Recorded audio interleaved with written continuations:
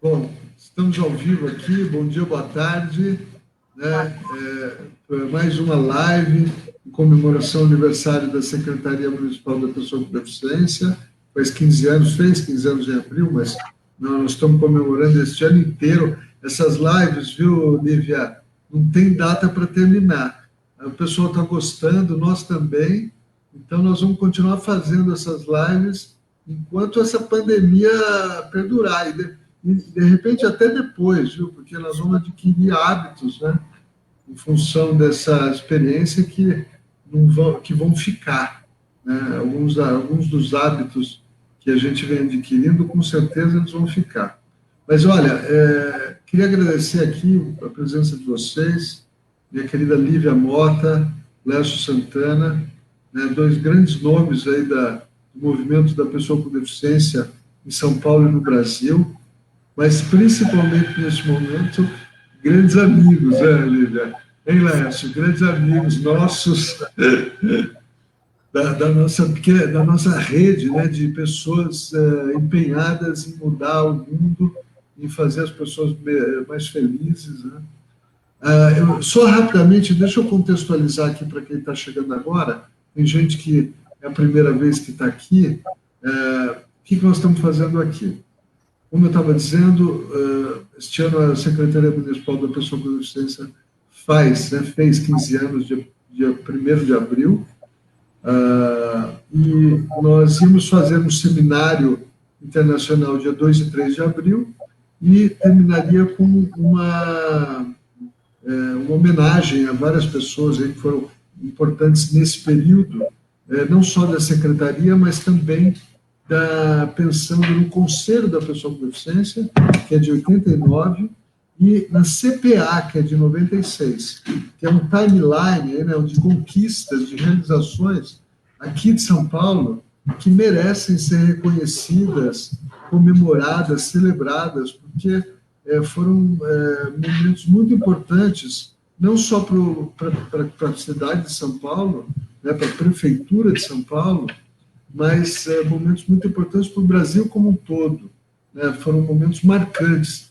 A criação desta secretaria, por exemplo, vocês sabem, ensejou, inspirou a criação de várias outras secretarias pelo Brasil, tanto em nível estadual como em nível municipal.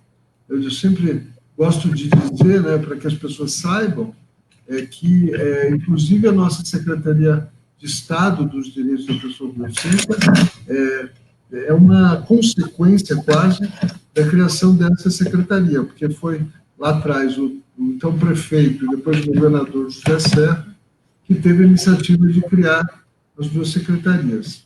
E por que a gente tem que comemorar? Não só pelos feitos da secretaria, não só pela inspiração, né, mas também pelo fato da importância que essa secretaria vem tendo no impulsionamento de ações e de direitos das pessoas com deficiência aqui em São Paulo. Ao longo desses 15 anos, muitas ações foram feitas, e eu destaco, viu, Lívia, viu, Lécio, sem pruridos e sem falsa modéstia, o quanto nós conseguimos avançar nessa gestão. E é um momento de celebração também, sabe por quê? Porque ninguém faz nada sozinho, você sabe. Não fui eu que fiz isso aqui, esses avanços e essa quantidade de coisas que nós fizemos. Nós fizemos tudo isso que foi feito junto com você, Lívia, junto com você, Laércio, né? Contando com a ajuda, com a participação, com a expertise de vocês. Então, eu gosto de pensar que nós estamos celebrando também fortalecimento, né, dessa nossa rede, né, uma rede de amizade, mas uma rede de militância também. E, na verdade, essa rede, eu tenho insistido aqui nas conversas, que ela precisa, inclusive, ser reforçada, né, reunida, ou seja, ela precisa ser revalorizada, porque esses momentos de crise, eles trazem muitos desafios e, muitas vezes, muitas ameaças para direitos, principalmente de grupos vulneráveis. Né? Então, é muito importante que nós estejamos juntos, nos falando, nos comunicando, para evitar ataques aos nossos direitos, a direitos tão duramente adquiridos nas últimas décadas. Nós não podemos perder. Né? Eu tenho certeza que, em função do desemprego que vai vir, né, toda a crise econômica, nós vamos ter ataques aí à lei de cotas e outras questões, né? Então, é muito importante nós estarmos juntos.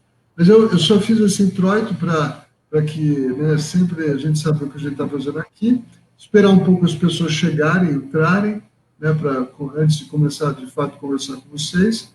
Nesse sentido, eu queria agradecer muito, né, as pessoas que estão nos acompanhando, alguns diariamente. Além da nossa equipe da Secretaria, que não perde uma live, até porque faz parte, viu, Lívia, do trabalho aqui, eu peço para eles acompanharem, para eles saberem do que a gente está falando, para aprenderem também, né, sobre questões que eles não conhecem, mas principalmente as pessoas de fora que estão nos acompanhando. Então, quero reconhecer aqui, preliminarmente, algumas pessoas, como o Ricardo Heidmann, que está direto com a gente, Araci Teixeira, o Ricardo acho que é nosso estagiário, né? O Sidney, né, o Tobias, que está mandando um abraço para os dois, a Araci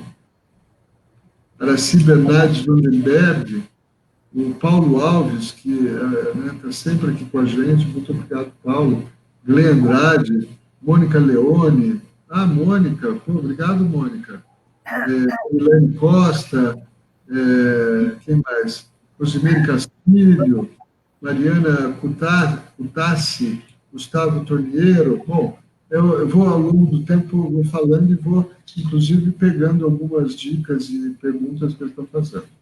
Legal. Agora, né, corretamente, bom dia, Lívia, bom dia, Laércio, muito obrigado por vocês estarem aqui com a gente, uma dupla fantástica, né? Bom dia. Vocês querem falar bom dia para todo mundo? Boa tarde. Agora já é até boa tarde. Né? Boa tarde, Cid. Boa tarde a todos que estão assistindo aqui a live. Boa tarde ao querido Laércio, a Kátia, intérprete de língua de sinais. É um prazer enorme estar aqui com vocês hoje, celebrando esses 15 anos da Secretaria Municipal da Pessoa com Deficiência. Cid, muito obrigada pelo convite. Eu também me sinto parte dessa grande festa. Com certeza. Isso. Boa tarde a todos também. E para mim, acho que é a mesma coisa. O que a Lívia comenta também para mim. Eu me lembro quando a Secretaria nasceu, uma secretaria que sempre teve uma parceria muito grande com a Prodan, que é onde eu trabalho, e que nessa gestão tem estreitado ainda mais essa parceria, e temos feito um trabalho muito bacana, que acho que o Cid já comentou em outras lives que eu participei, mas que é muito gratificante saber que estamos chegando a 15 anos juntos, né? Bom, com certeza, vocês estão grandes parceiros. Eu queria começar agora a nossa conversa, de fato, né, perguntando, eu sempre começo aqui com todo mundo que a gente tem trazido aqui, com a seguinte pergunta. Eu vou fazer primeiro para a Lívia, depois faço para o Laércio. Quem é a doutora Lívia Mota? Ok. Então, eu sou Lívia Mota, mineira do sul de Minas, da cidade de Itajubá. Já sou audiodescritora desde 2004 e comecei a trabalhar com pessoas com deficiência visual em 1999, ensinando inglês. Eu era professora de inglês, entrei para essa área da deficiência nesta época que comecei a ensinar inglês para pessoas com deficiência visual na Laramar, Associação Brasileira de Assistência à Pessoa com Deficiência Visual. E desde então, né, mudei completamente o meu rumo profissional, entrando para essa área da inclusão, da pessoa com deficiência, da acessibilidade comunicacional, e mais especificamente em 2004, com a audiodescrição, né? E aí eu quero me descrever, né, como boa audiodescritora. Eu tenho pele clara, os cabelos louros, mechados na altura dos ombros, estou usando um casaco, tenho olhos verdes e uso óculos de armação azul marinho hoje. E estou usando um casaco azul royal sobre blusa estampada. E a gente está aqui, Laércio, numa tela dividida em 4 janelas. Eu estou na janela no canto inferior direito, você está no canto inferior esquerdo, acima de você está o Cid Torquato, e acima da minha imagem está a intérprete de língua de sinais, a Kátia. Kátia, o meu sinal em Libras é assim, é um L, isso, e vira e faz blá, blá, blá, ele se transforma num headset da audiodescrição, certo? Beleza. Você queria falar mais alguma coisa desse introito? Então, e aí eu já cumprimentei as pessoas, né, e falo que tenho muita alegria de trabalhar nessa área, né, e mesmo já fazendo tanto tempo que trabalho com a audiodescrição, eu até hoje sou muito motivada, emocionada de poder trabalhar nessa área, né? Muito bem, Lívia, você é uma referência, e sabe, viu, Lércio, que uma coisa que mais me marcou quando eu conheci a Lívia, talvez uns 10 anos atrás, por aí, sei lá, depois de faz 13 anos que eu quebrei o pescoço, então eu só posso ter conhecido você de lá para cá. Uhum. Foi a sua simpatia, Lívia, porque não só a gente sabe que você é muito boa no que você faz, que você é uma referência em audiodescrição, mas você é uma pessoa extremamente simpática, muito agradável lidar com você. Parabéns por essa postura que você tem. Viu? Muito obrigada. Bom, meu querido Laércio, quem é o Laércio Santana?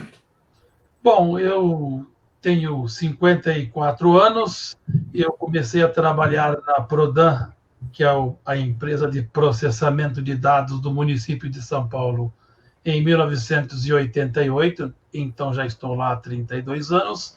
Sou analista de sistemas, formado em administração de empresas, e a vida fez com que eu fosse me tornando um consultor nos assuntos ligados à acessibilidade, principalmente a acessibilidade digital, por estar ligado à informática e por fazer parte da minha vida, né? Eu sempre pensei, Cid, que a gente conhecendo a realidade do nosso país, sabendo a condição das pessoas com deficiência aqui da cidade e comparando com outras regiões, que as pessoas não têm a mesma oportunidade que nós temos, nem de acesso, nem de condições. Eu sempre tive como uma premissa de vida fazer alguma coisa na Prodan em que eu pudesse, de alguma forma, construir algo que pudesse beneficiar a todas as pessoas. Então, desde sempre, eu tentei desenvolver atividades e levar essa ideia para a Prodan da importância da acessibilidade e que se a gente se especializasse nessas questões, a gente estaria oferecendo qualidade de vida para todos, independente de onde eles estivessem. Então, quando o Cid acabou de comentar, né, quando o Serra criou a Secretaria da Pessoa com Deficiência, a nossa primeira secretária foi a Mara Gabrilli, na época, foi uma alegria muito grande da gente saber que teríamos um braço dentro do governo para poder fortalecer essas questões. E de lá para cá, muitas coisas aconteceram, e nessa gestão, mais especificamente, o Cid abraçou um monte de causas que a gente já vinha defendendo e a gente entende que tem dado grandes resultados. Sabemos, sim, que isso é o primeiro passo, tem muito ainda o que fazer, nós só estamos começando, mas se nós olharmos muito lá para frente, a gente não consegue dar o próximo passo. Então, um passo de cada vez, né? Agora, quanto à questão aí a Lívia fez a descrição do ambiente para mostrar a importância da audiodescrição. Lívia, conta para as pessoas, então, como que eu sou e como que o Cid é também. Quero ver se eu sou mais bonito que ele. Com certeza. Tá certo. Olha só, o Laércio tem pele clara, tem os cabelos grisalhos, bem curtos, penteados de lado, os olhos fundos, rosto redondo. Ele está usando uma camisa polo vermelha de listras brancas. Ele está em seu escritório e ao lado dele, atrás dele tem uma mesa e eu consigo visualizar daqui, Laércio, alguns instrumentos musicais, porque o Laércio, além dessa pessoa extraordinária, um grande expert em acessibilidade, ele é um músico também. E isso já está mostrando aí no seu ambiente, viu, Laércio? E o Cid é moreno, com os cabelos bem curtos, grisalhos também, os olhos pequenos, um sorriso largo, está usando uma jaqueta cor de terra sobre blusa de gola rolê preta. E ele está no seu escritório na CMPED. Atrás dele tem um mapa, um grande mapa na parede, aparentemente do estado de São Paulo ou da cidade de São Paulo, né? E também tem um banner da SMPED, um banner branco com quadrados coloridos. E nós temos também no canto superior direito a intérprete de Libras, que é a Kátia, que é uma moça de pele clara, tem os cabelos longos alourados e está usando uma blusa de mangas longas azul marinho. E eu estou aqui também no meu escritório, Laércio, e atrás de mim tem uma prateleira com muitos e muitos livros, viu? Laércio, deixa eu perguntar, você nasceu cego? Sim, eu nasci cego. Sei. E agora que a Lívia provocou, você toca aqui instrumentos ou você toca? Eu me formei em violão erudito, dei aula em conservatório durante muitos anos, mas depois que eu me casei, eu morava na cidade de Mauá. Eu me casei, mudei para São Paulo, e aí as atividades já não mais comportaram que eu continuasse dando aulas, mas quem gosta nunca para, né? Eu tenho sempre algumas atividades relacionadas a estúdio, a arranjo, composição. Fiz um pouco de tudo nessa vida, viu? Pô, como é que você não conta isso pra gente? Você sabe... É que a gente sempre está em eventos onde nós estamos com outra necessidade. Não deu tempo da hora da cervejinha ainda, viu, Cid? Mas não vai faltar oportunidade, com certeza. Não, mas eu quero lhe fazer um convite já aqui, publicamente. Cissa, se você está nos assistindo aí, dá um sinal de vida. Eu quero que você combine com o Laércio, porque você tem que ser uma atração no nosso Festival Sem Barreiras. Não tenha dúvida nenhuma, acho uma ótima ideia.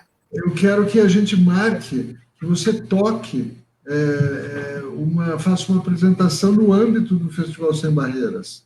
Então, depois a Cissa vai entrar em contato com você, vai dar detalhes e tudo mais, mas o que nós vamos fazer? Só para contar, aproveitando o gancho, o ano passado nós tivemos o Festival Sem Barreiras, que é um festival voltado para artistas com deficiência. A gente tem trabalhado para inserir o artista com deficiência na programação convencional da Secretaria da Cultura também. Isso aconteceu no passado, agora está tudo parado, né? Então, então, artistas com deficiência chamados para a virada cultural, para a Universidade de São Paulo, para os vários eventos da cidade. Mas nós achamos também interessante, importante, além dessa questão inclusiva, criar um festival para chamar a atenção do artista com deficiência, porque a gente sabe que mesmo que a cultura absorva um ou outro, ainda não é prática, ainda não é normal os artistas com deficiência terem espaço devido na agenda convencional de qualquer programador cultural, não só a Prefeitura de São Paulo. Então, o festival foi criado para valorizar e estimular o protagonismo do artista com deficiência. Este ano, Espera um pouquinho só, deixa eu terminar. Esse ano nós vamos fazer esse festival de 21 a 27 de setembro, e nós vamos fazer virtualmente, porque com certeza não vai ter presencial ainda, ou se tiver vai ser muito pouco. Então, se houver a possibilidade de fazer presencial, a gente faz também. Nós estamos nos programando para fazer estudo de forma virtual, inclusive, viu, Lércio, além da apresentação do pessoal, né, profissional, digamos assim, nós vamos ter também um show de talentos para estimular jovens, adultos, não importa, com deficiência, que ainda não tem um trabalho profissional na área e que nós vamos dar essa oportunidade para eles se apresentarem a primeira vez nesse festival. Se me permite, desculpa até ter te interrompido, assim, uma coisa importante que eu acho nessa iniciativa é que os músicos com deficiência no Brasil, a gente vê que existe muita informalidade. A gente percebe pessoas com muita competência, mas não existe ainda uma profissionalização. Muitos poucos músicos vão para conservatórios, têm uma formação, fazem um trabalho com uma postura realmente profissional e artística. E às vezes não, certamente que eventos como esse incentivam, e a gente tem que pensar em projetos aonde as pessoas com deficiência deixem de ser aquele músico, entre aspas, caseiro, e passe a atuar e a trabalhar como realmente profissionais, se qualificando musicalmente, conhecendo questões teóricas musicais, e inclusive a gente tem feito muitas coisas nesse sentido. A própria audiodescrição tem dado uma contribuição muito grande para isso. Nós temos feito um trabalho de fazer com que a audiodescrição descreva concertos musicais, levando informações além da própria informação da orquestra, mas para que as pessoas comecem a se aculturar na questão musical e passem a ser realmente profissionais. Então, eventos como esses, Cid, com certeza contribuem em muito. Convidado escalado, viu? Mas, olha, eu queria aproveitar, senão a gente não vai aproveitar vocês e tirar de vocês o que vocês sabem de melhor. Uhum. Eu vou fazer uma pergunta para você, Lívia, depois, Lécio. Seguinte, essa pandemia, essa crise catastrófica, né? É um negócio muito triste que está nos atacando e nos abatendo, mudando as nossas vidas. Eles têm trazido, têm evitado o convívio social, promovido o isolamento e, por tabela, as tecnologias, né, online, né, tanto a web como as mídias sociais. Eu queria saber, Lívia, qual a sua impressão sobre este momento e sobre essa pandemia, que impacto ela tem na nossa briga e na nossa luta por ampliar o uso dos recursos de acessibilidade comunicacional. Nós vamos conseguir aumentar com a crise ou isso vai sofrer um choque? Olha, Cid, essa pandemia, ela trouxe, assim, um impacto imenso nas atividades culturais, como em várias outras áreas, né? Nós estamos sentindo demais o cancelamento de todos os eventos, peças teatrais, concertos, musicais, todos os tipos de eventos, shows, não é verdade? E para a acessibilidade, isso tem sido ainda pior, porque praticamente nossas atividades foram paralisadas. Os espaços culturais, as instituições estão se reinventando e começando a fazer apresentação de espetáculos, de shows, né, online, o que é maravilhoso, porque a cultura é o alimento para a alma, ela precisa estar presente na nossa vida, e quanto alento tem trazido a todos na pandemia, não é verdade? Nesse momento de quarentena, de isolamento social.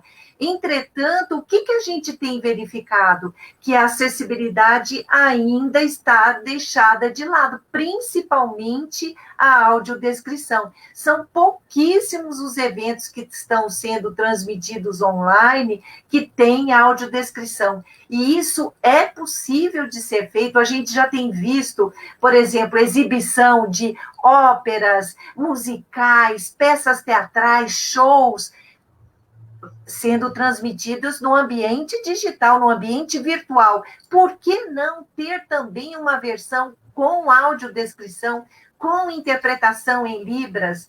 A presença do intérprete de Libras, seja em lives, seja em shows, seja em outras apresentações virtuais, já está mais comum, né? Mas a audiodescrição ainda está sendo deixada de lado. Seja numa live, você viu, por exemplo, essa informação, as pessoas podem dizer, mas isso é irrelevante. Não é, contextualiza, informa, e é possível ser feita sim. Nós estamos pensando em formas de transmitir isso, seja em produtos gravados,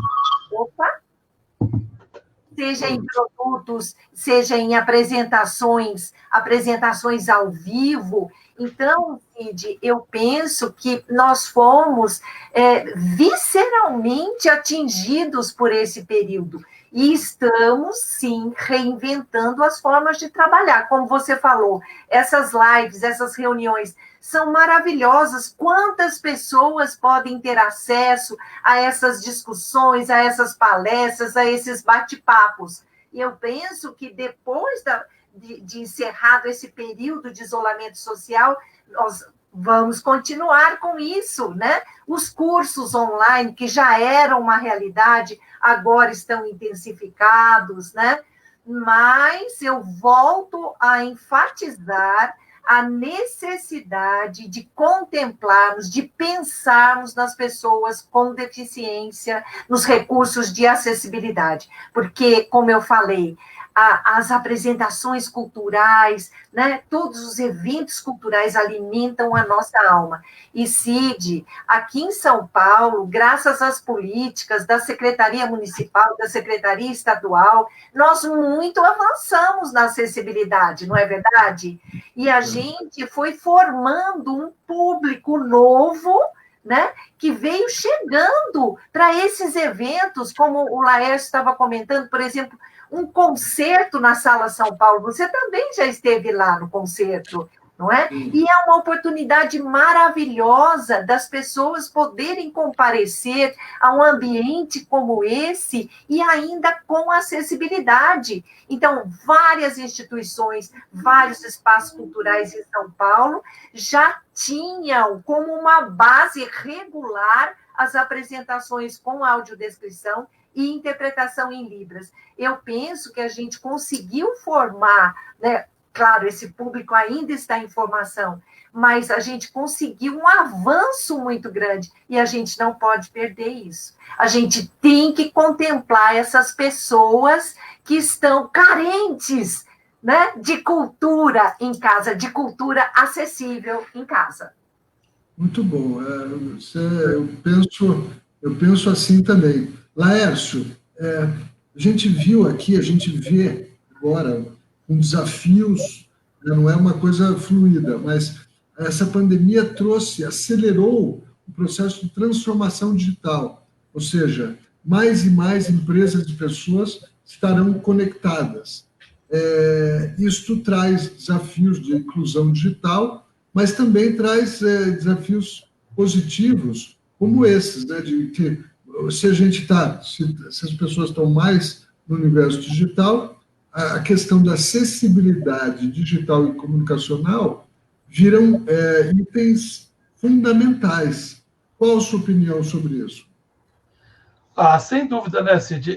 E nesse momento em que as pessoas passaram a ter como seu principal canal de comunicação a internet e as redes sociais, nós podemos claramente dizer que se essas redes sociais, se esses canais, se esses sites não forem acessíveis, ao mesmo tempo que eles permitem às pessoas que não têm deficiência uma comunicação, uma forma de interação, eles isolam ainda mais a pessoa com deficiência. Então, se já era importante a acessibilidade digital, agora ela se torna ainda mais, porque nós estamos falando da pessoa com deficiência que está em um isolamento social também ficar em um isolamento digital. Então, quando a gente fez esse trabalho da Secretaria do Selo Digital, e a gente tem feito um trabalho enorme no sentido de convencer as empresas a tornarem seus sites acessíveis, a buscar pelo selo, e não buscar pelo selo porque a Secretaria faz questão de expor o seu selo ali, mas sim para que as empresas realmente tenham seus sites acessíveis e acessáveis por todos. E nessa hora a gente vê a importância disso, porque os produtos e sites que são acessíveis vão dar condição para a pessoa com deficiência, estando em um isolamento social, estar nas mesmas condições de quem não tem deficiência. E a gente sabe que a grande maioria dos sites, dos serviços e dos produtos digitais ainda precisam se tornar acessíveis. O trabalho dentro do governo municipal, ele tem avançado, a gente tem conseguido muita coisa, a Comissão Permanente de Acessibilidade Digital tem trabalhado com bastante empenho, mas a quantidade de informação e de conteúdos que precisam ser adequados e tornados acessíveis ainda é muito grande, e esse momento de pandemia nos mostra o quanto que nós precisamos acelerar todo esse processo. Exatamente. Eu também concordo, viu, Lívia? Por sinal, isso é público também, para todo mundo escutar aqui, ouvir e estar convidado a participar. Nós estamos com um processo licitatório, né, aí rodando, acho que o pregão é dia 12, para contratação de duas frentes, de Libras e audiodescrição. Certo. Você está sabendo? Não, não recebi esse, não. Então, é uma pena que é o erro da minha equipe, porque eles têm que avisar todas as principais empresas aí, não basta só publicar no Diário Oficial, viu, pessoal? Tem que avisar as empresas. Mas, olha, fica aí o recado para você e outras empresas, né, que fornecem Libras e audiodescrição que estiverem nos ouvindo, para buscar essas informações junto aqui com a nossa equipe e participar, né, desse processo licitatório na semana que vem. E é super importante isso que o Laércio mencionou, né, o tanto de informações que saem sobre o coronavírus, por exemplo, em formato de vídeo, publicações, impressos, e onde está a acessibilidade? As pessoas com deficiência também precisam se informar, não é? A gente tem feito uma série de vídeos que são publicados, a gente coloca a audiodescrição, tanto para informar, emocionar, divertir as pessoas com deficiência, né? Mas muitos a gente precisa da autorização para publicar, e isso às vezes é difícil, a gente não consegue, né? Então, olha como é importante a gente pensar nos diferentes públicos para que eles tenham acesso à informação, né? E não se tornem mais vulneráveis por causa dessa falta de informação, né? Acessibilidade comunicacional é essencial. Essencial. Né? Lívia, fazendo um gancho com você mesmo, uma das questões que se colocam, né, obviamente, sempre, é a questão econômica, financeira. E eu sempre escuto falar, né, de quem tem que contratar esse tipo de serviço, que esses recursos de acessibilidade comunicacional, com destaque para a audiodescrição, eles custam caro. Como é que você avalia esse comentário recorrente? Olha, eu acho que acaba sendo uma coisa assim meio de falta de informação, né? A pessoa acaba construindo um senso comum, é caro, por isso eu não vou colocar. Não é, a gente tem que perceber como é que se organiza, como é que é feito, quais os equipamentos são necessários, os profissionais envolvidos, para valorizar, então, o que é cobrado pelo serviço, entendeu? Então, não é uma banalização que pode ser feita por qualquer um. Mesmo quando a gente tem um produto que é gravado, nós estamos envolvendo vários profissionais. É o profissional roteirista, é o narrador, é o consultor em audiodescritor, em audiodescrição. Depois nós temos um editor para inserir a audiodescrição no produto, fazer a mixagem, a finalização. Olha quantos profissionais envolvidos. E quando é para ser viabilizada ao vivo, nós temos a contratação dos equipamentos, que são os mesmos equipamentos da tradução simultânea. Então, é uma cabine, são os equipamentos, é a mesa, a central do intérprete. Então, eu acho que a falta de informação acaba banalizando muito a informação. É caro. Então, mas eu acho que, além disso, as pessoas que vão contratar o serviço precisam pensar que a audiodescrição, assim como a interpretação em Libras, né, a legendagem, são direitos das pessoas com deficiência, são formas que as pessoas com deficiência têm de acessar o conteúdo com igualdade de oportunidades. Então, a gente tem que pensar nessas questões também. Que público nós vamos atingir? Esse público é numeroso e tem os seus direitos, não é? Então, essa banalização, esse senso comum de falar, é caro, eu não vou colocar. Primeiro, informe-se, né? Entenda todo o processo. E eu faço isso sempre com muito gosto, as pessoas que me procuram, né? E para ter informações, olha, eu quero inscrever o meu espetáculo numa lei de incentivo, e eles pedem que tenha um recurso de acessibilidade, ou seja, um curso ou um livro de arte para ter acessibilidade, né?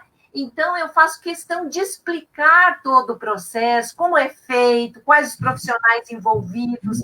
Isso tudo é muito importante, Cid. A gente precisa valorizar não somente o recurso de acessibilidade, mas os profissionais que atuam nessa área. Não é verdade? Concordo. A gente tem trabalhado para isso, mas precisamos avançar mais nesse sentido, né? Eu quero deixar aqui, quando terminar esse nosso mandato, a nossa gestão, um legado nesse sentido. Então, temos aí 6 meses para adequar essas questões na linha do que você está falando. Exatamente. Vai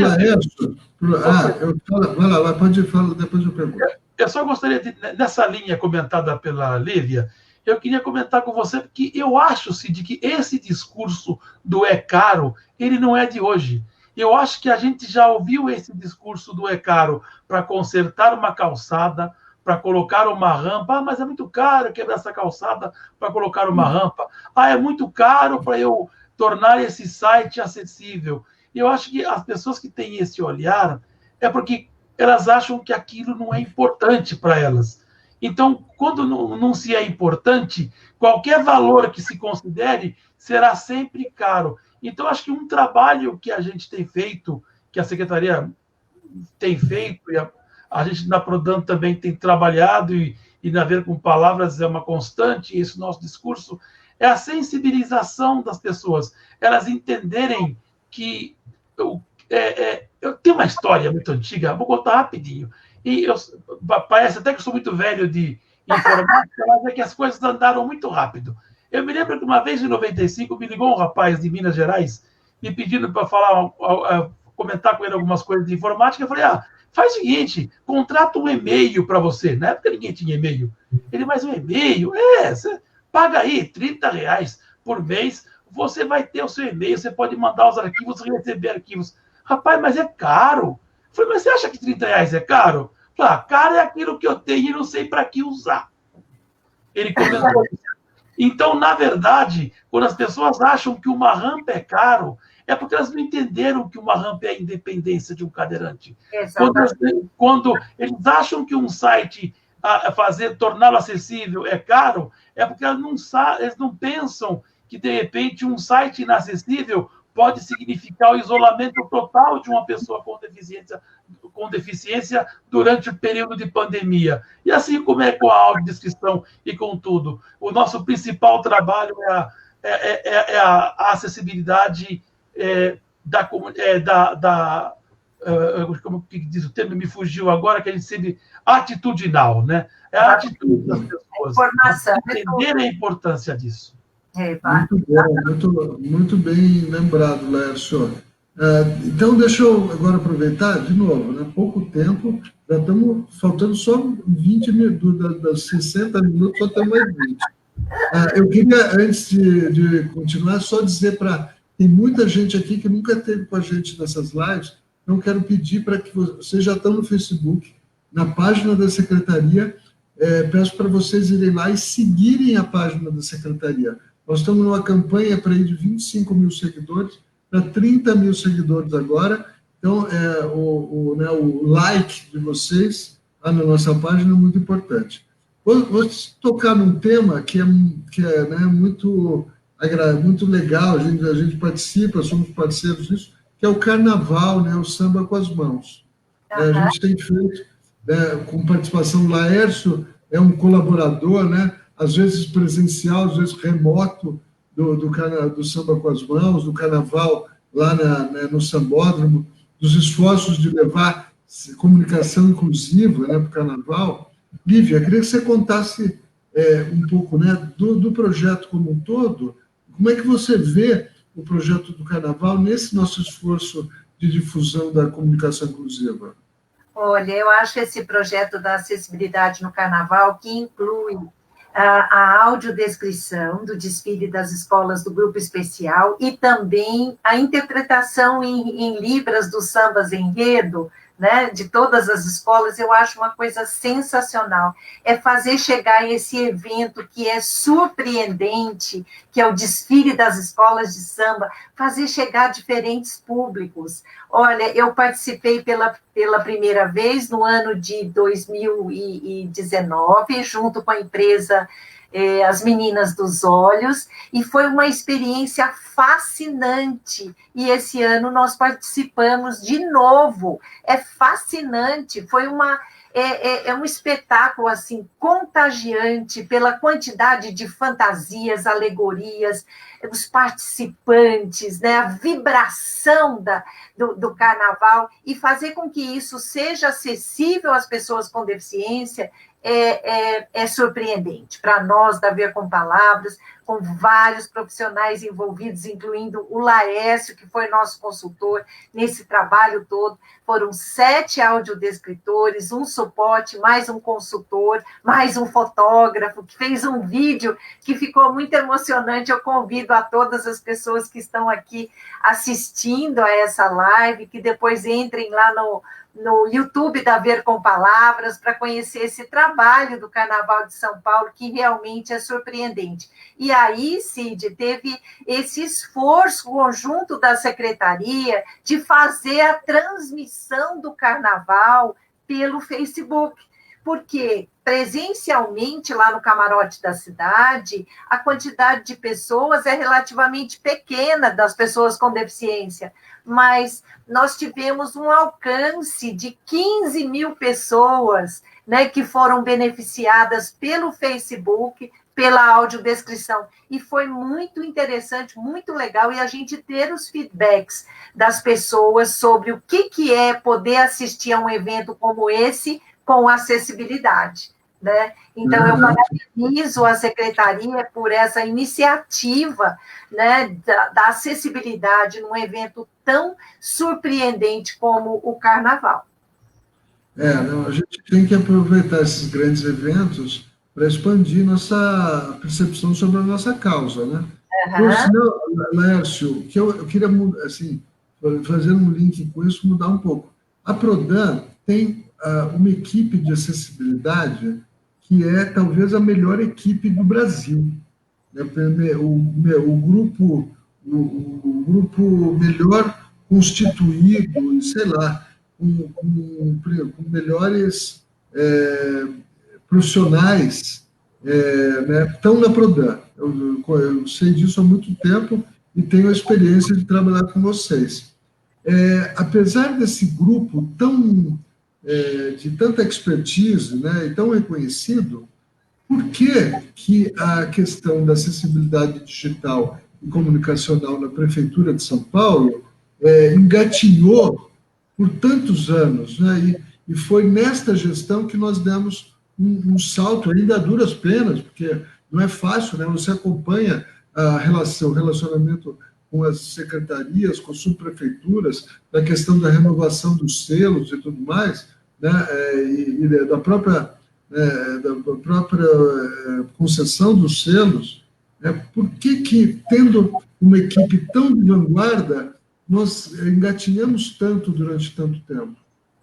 Então, Cid, essa é uma pergunta bastante delicada e que de uma resposta que exigiria uma reflexão muito grande, mas veja só, a gente tem interagido, a Prodan tem interagido com a Secretaria desde que ela foi criada, porque a Prodan tem profissional com deficiência desde praticamente a sua criação.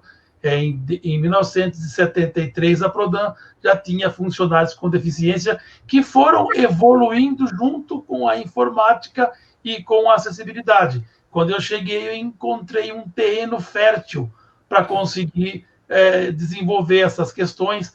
A Prodan é uma empresa que sempre respeitou a pessoa com deficiência, sempre cobrou resultados. Não é porque a pessoa tem deficiência que ela pode fazer menos do que os outros. Ela sempre exigiu que a gente trabalhasse igual, e isso é muito importante, porque da mesma forma que ela exige, a gente também cobra algumas questões para que seja possível o trabalho. Isso foi se desenvolvendo, e, para você ter ideia, em 2007, nós criamos o primeiro selo. O selo de acessibilidade, ele foi criado na Secretaria em 2007. Só que a Prodan, ela pode ajudar tecnicamente. Existem umas questões políticas e umas questões de articulação que a gente depende que haja uma receptividade por parte das secretarias. E a Prodan tem o seu limite, tem o seu papel e o seu lugar para ficar. A gente não pode, enquanto Prodan, chegar para a Secretaria de Planejamento, chegar para a SMPED e dizer o que ela precisa fazer. A gente pode auxiliar, estar como apoio. Quando você chegou, Cid, você sabia exatamente o que precisava ser feito. E aí ficou tudo mais fácil. O seu trabalho de articulação junto com as demais secretarias tem acontecido. Por isso que a gente conseguiu alguma evolução. Mas eu te digo que ainda é muito pouco. Se seu trabalho não for continuado na próxima gestão, eu fico temeroso de que a gente não consiga continuar evoluindo na mesma velocidade que nós temos.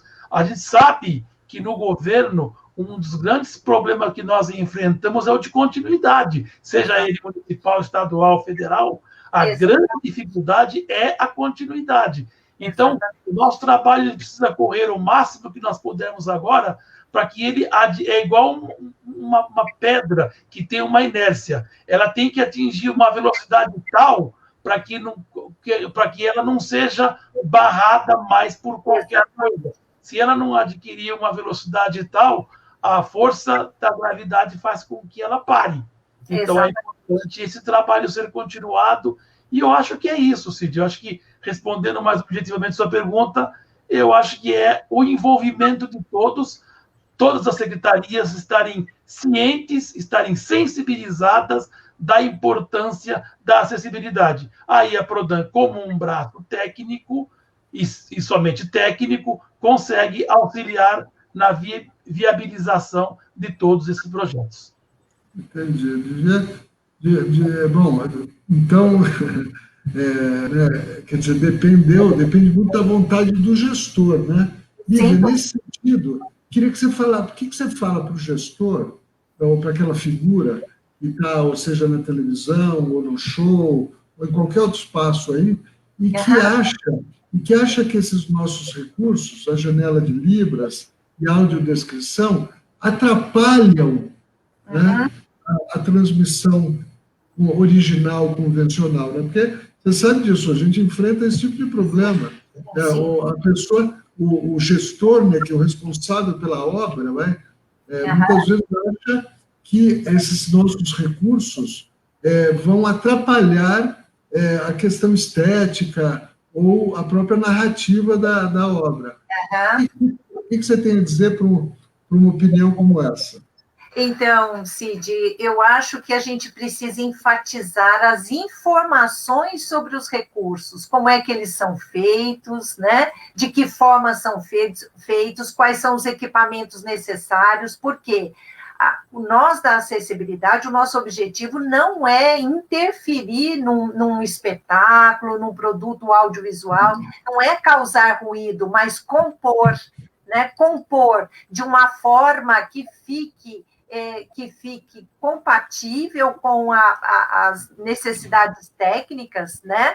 E que ele seja assistido por pessoas com deficiência também. Então, por exemplo, a audiodescrição, no caso de espetáculos, as pessoas já têm essa informação que ela não vai interferir, porque o audiodescritor fica em uma cabine e as pessoas com deficiência recebem os equipamentos de audiodescrição, então não tem interferência nenhuma. Já com relação à interpretação em Libras, alguns produtores, alguns diretores podem se incomodar com a presença do intérprete, mas é uma coisa tão discreta que fica com um pequeno foco de luz destacando a presença do intérprete. Não vai, se ele pode chegar um pouquinho mais para o canto direito, para o canto esquerdo, para compor essa estética do espetáculo de forma a não interferir, mas que fique num lugar de boa visibilidade. Sim, isso é importante. Então, eu penso que o meu recado para os gestores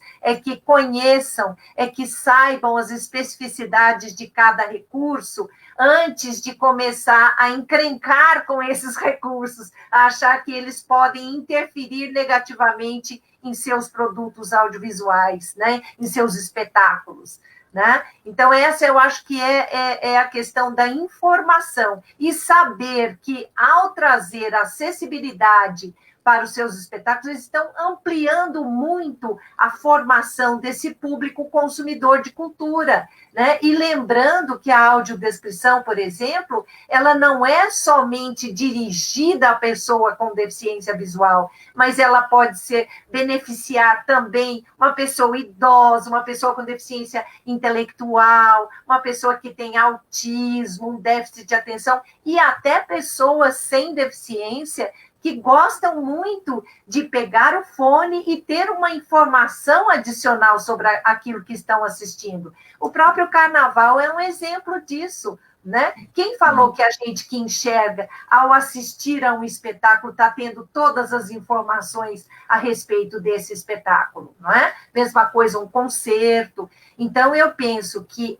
é vital que as pessoas conheçam, se informem e busquem soluções junto com a equipe de acessibilidade para que esses recursos sejam incorporados de uma forma bem natural nos seus espetáculos, certo?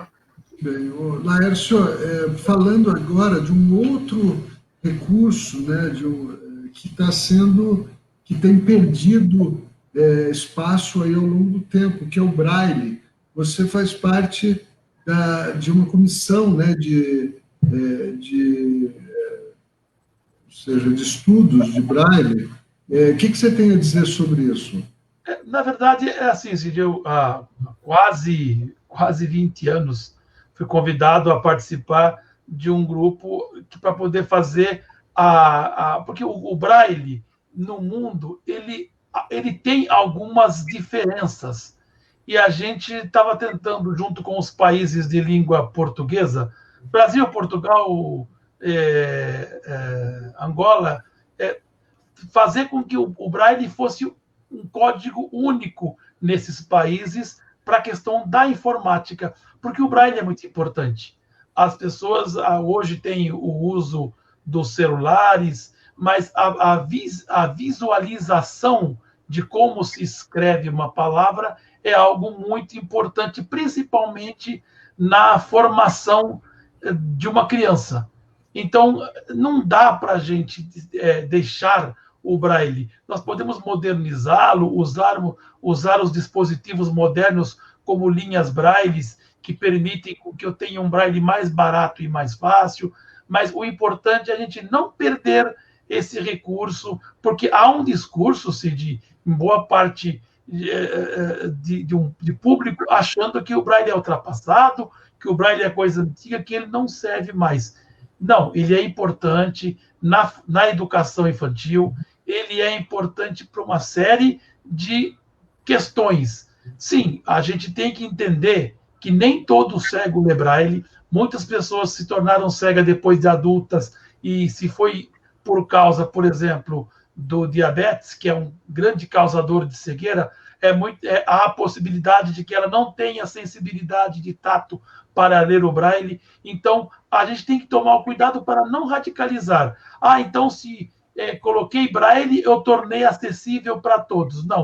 Não é isso. O Braille é mais uma alternativa importante, principalmente na educação infantil, e que quando a pessoa sabe usar esse recurso, é mais um recurso à disposição que vai diminuir as dificuldades e as barreiras que a pessoa poderá e enfrentará durante a vida. Então, foi isso. Eu participei desse grupo e nós fizemos, na época, um Braille único que nós temos hoje para todos os países de língua portuguesa. Muito legal. Bom, olha, nós já estamos chegando 4 minutos do final. Eu queria só lembrar uma coisa.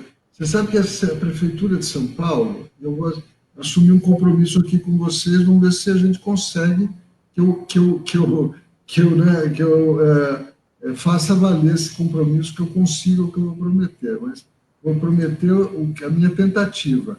Nós somos o primeiro grande anunciante da TV brasileira a usar janela de libras nos comerciais convencionais. A gente via janela de libras nos comerciais do Tribunal Eleitoral e questões relacionadas a eleições, você via janela de libras.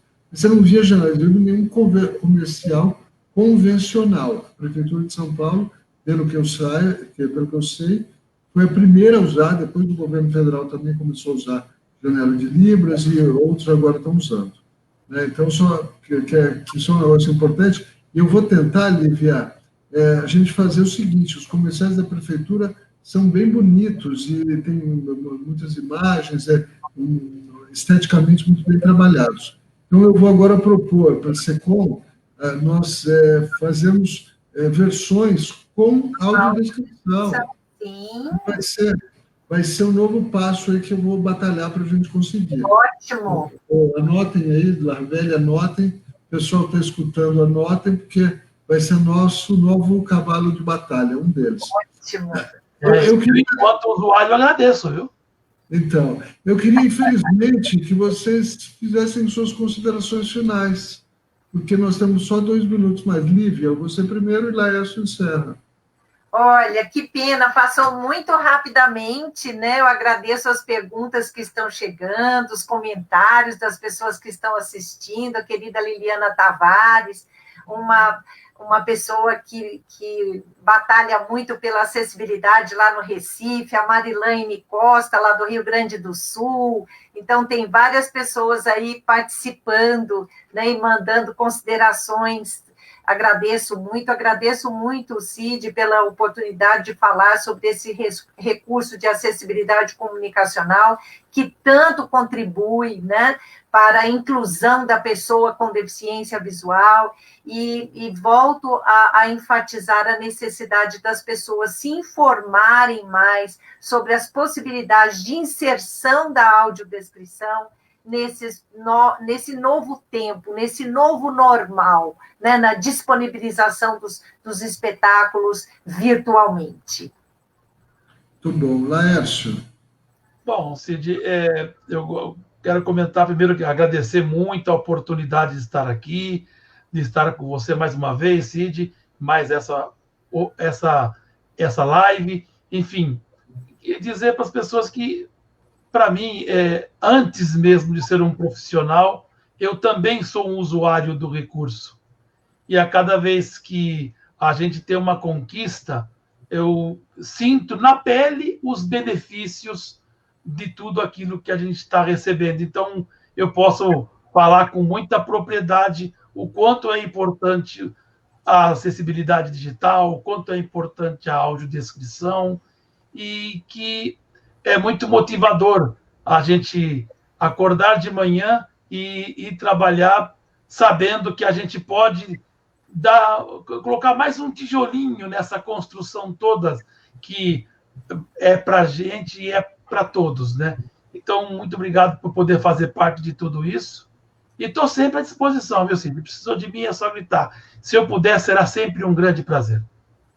Você é um cara super legal, você sabe que eu admiro, a gente tem uma amizade, mas eu, fora isso, admiro muito você como pessoa, e agradeço muito o trabalho que você faz, a persistência, Lívia, a dedicação que ele tem com o trabalho que ele faz junto, com relação ao selo de acessibilidade digital, que nós emitimos aqui, no âmbito da CPA Digital, da Secretaria, que é um selo inovador, o Lécio já falou sobre ele, e a gente aí está um pouco pelejando, né, Lécio, para difundir esse selo, para que ele seja usado. Bom, eu queria agradecer mais uma vez todo mundo que está com a gente, meu amigo Hélio Hong Júnior, de Mogi das Cruzes, Cidinha Farias, o pessoal do Projeto Clarear de Guarulhos, Sueli Ingaunes, você falou da Marilene Costa, Rosemary Castilho, Darte Alves, ou seja, um montão de gente aí, o Pisa, Ademir Pisa, que defende sempre as questões relacionadas à comunidade surda. Bom, essa live bombou, né? Teve picos aí de mais de 100 pessoas. Agradeço vocês foram a nossa atração. Obrigado aí por estarem com a gente. Obrigada, muito obrigada. Um abraço a todos. Abraço. Tchau, pessoal.